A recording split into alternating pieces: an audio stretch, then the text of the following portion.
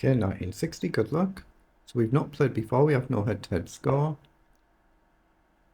Opponent 320 games, so enough to well establish an accurate rating, but it could still be in the process of being built. Okay, let's get out of the early standard theory. Just drop the queen back or across. The engines don't like this particular move. You should take with a pawn, really. It just gets out of the more standard theory that little bit earlier. Something you might play more, say, in bullet chess or something, not quite so much in the slow time controls, but I just want to get out of the theory. So we're just going to look for moves like this, and castle and the bishop up somewhere. So let's get the bishop up straight away. You just got to be careful. Hold on. You have to pay attention to this sacrifice, and then if you take back, knight check and takes. But here, bishop down, as long as your pawn's up, you're fine, because then there's no immediate sacrifice. You've just got to be aware of that. Okay, my opponent hasn't gone for that line, so we're just going to develop. I'm just looking at knight up, bishop up, just common sense development moves, get castled, then try and play the game afterwards.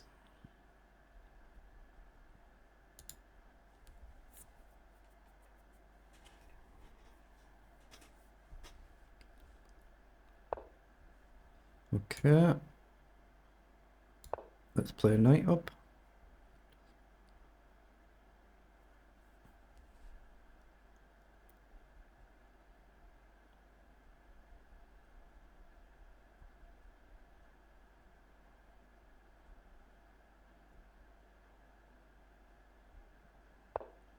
Okay, bishop's gone there, so we could play bishop right up then, and then white might spend an extra move coming forward. Or what's the idea here? Just to guard this?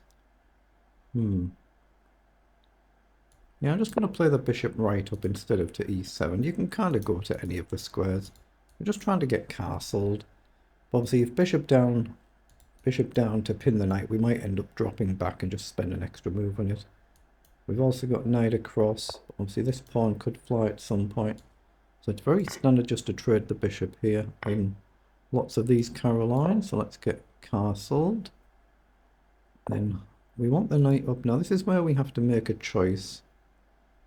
I'm actually going to come back this way and go a bit more on the cautious side because it's a rapid game. If I go here, then walk into a pin, it's a little bit more difficult to break the pin.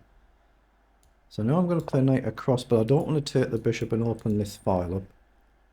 So I'll see if my opponent chooses to take. And oh, it does. I didn't actually expect that. So now we've got a choice. Do we go for symmetry? Or do we go to try and break the symmetry? Because we're still kind of guarding this pawn push. I'm going to gamble and mix it up and try and break the symmetry, but very solid position for white. I've only took this way just purely to break that symmetry.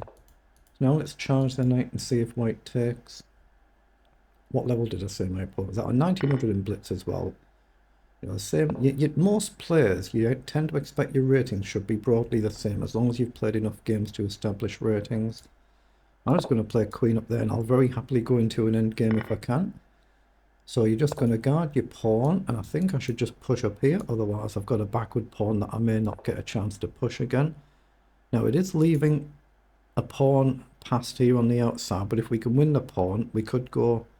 It could be a big asset for white. It could be a big negative for white. So let's just see. But if I don't push my pawn and it stays backward for the rest of the game, and then we've got obviously a choice out to take back.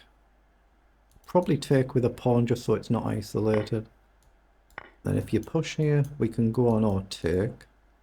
I just need to obviously get my rook into place somewhere. Try and pressure these pawns. Oh, what's he trying to do with that? If I play across, is he going to play a move like this? Because I can just go here now, right? What's his idea there? If you go here or here, I've got bishop up, so he won't be doing that. So he wants to tempt me forward. So if we play rook across, either rook across, would he really play rook over? Surely takes. That feels good to me, but it could actually be bad. I don't want to take a chance. I'm just going to push the pawn. And my opponent must have wanted me to go there from putting the rook here, I assume, to induce that move. I'm assuming that's the case. I don't know, of course. I don't know what my opponent's plans are. That's obviously what you're trying to figure out in chess. But we've got bishop up as a natural move now. Obviously you can drop back and you can block. And then just try and get the rooks across and challenge for these pawns. I'm not sure what the other idea was with that. Unless he's trying to do something like this, that could obviously be the case. But if you go here now, I've just got the bishop up, and that's what he's done. So isn't the rook just trapped here? What on earth's he done there? I think he's just thrown the game. I think it's just a complete lapse in concentration. Just drop the rook back. Yeah, he's just blundered the game just in a one-move slip. It is just a one-move blunder. I suspect it's going to be about level. We'll find out what the engine says. It's just a simple one-move blunder. We all do them. It's just a case of when, who against, and how bad. So let's see what the engine says. So 22 moves. But yeah, my opponent's just missed that simple bishop move. That's all it was.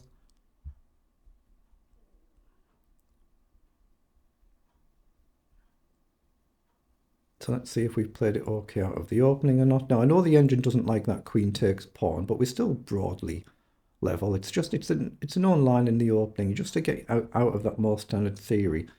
So we've managed to play it very well. 96% accuracy versus 85%. But the figures are kind of a bit misleading when you get relatively short games. But if we turn the engine on and then flick through the game.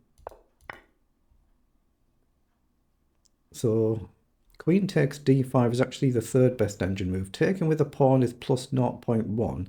And it's plus 0.7 when you take with the queen.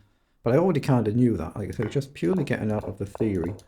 And we can pretty quickly flick to the end of the game. And it's just that concept with the rook. Queen to b6, obviously you've got to let that green bar go through to let the engine finish its thinking. But the queen b6 is the best move, it's saying. And we are actually slightly better. We can see we're just getting better now. So it says white here. Seems like trading is the best move for white as well. Push the pawn on correctly. Now here, the engine doesn't like pushing the pawn up, so it's saying c5 is not one of the top moves. So we're slightly better. So does the engine change its mind here? They're the three moves that it's suggesting. So 0.04 better, minus means we're better, black. And it's virtually the same in it. When you let the engine think, it's virtually the same. So it's not like a blunder or anything. It's not even been flagged as anything, I don't think. Like as any mistake. And then yeah, here again, c4, not the best move. I just did it just to kick the rook away.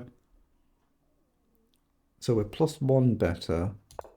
And it stays the same. Actually, well, it's gone slightly down there, but virtually the same.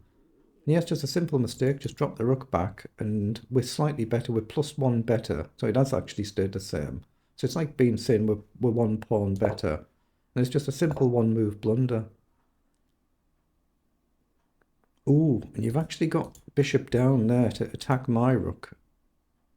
And then your rook gets out the way if I move out the way. But I guess I've just got the simple rook here. If you move your rook, I take your bishop. So it's +3.3. So the engine's saying the best line there is bishop to c5. How do I play through this? Yeah, so it's saying take, pawn takes. So obviously you can take your time with your own games and play through these. I'm just showing the concept of how it works. So just take your time and go through all of them. But in the end, a good win, but it's really just a simple one-move mistake.